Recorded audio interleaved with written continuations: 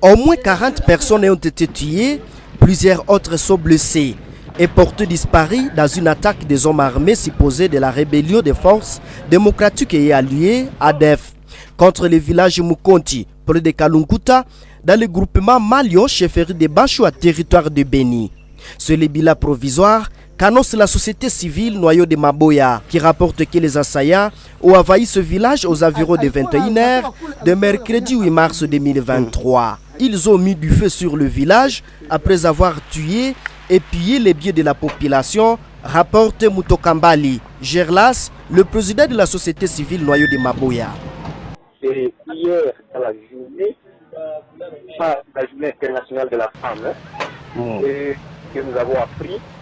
Il y avait déjà une incursion vers 18h, on commençait déjà à alerter et il y avait déjà des échos qui commençaient à se faire voir dans les villages en question.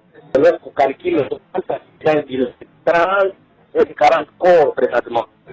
Bien que cette zone soit sous contrôle des miliciens Maïmaï dénommés UPLC, qui contrôlent aussi la localité de Kalunguta, située sur la route nationale Beni-Boutembo.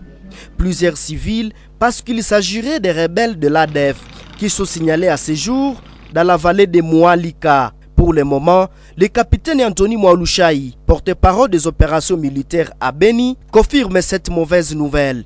Écoutez, il faut dire que l'armée est tellement touchée par ces bilans macabres que les terroristes ADF-MTM viennent de faire dans la chefferie de Bachou, et en incendiant plusieurs maisons.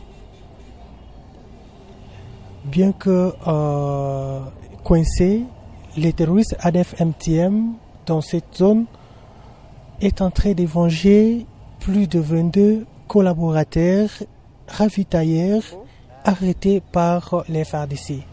C'est dans le Bachou que l'armée a saisi plus de 5 boutiques appartenant à Amigo, qui est un ADF bien connu dans ces milieux. L'armée est en train de poursuivre l'ennemi pour sauver les compatriotes kidnappés. L'Ankoise et la Piscose gagnent les chefs des habitants de ces villages dont la plupart se déplacent vers des contrées qu'ils s'y pensent sécurisées.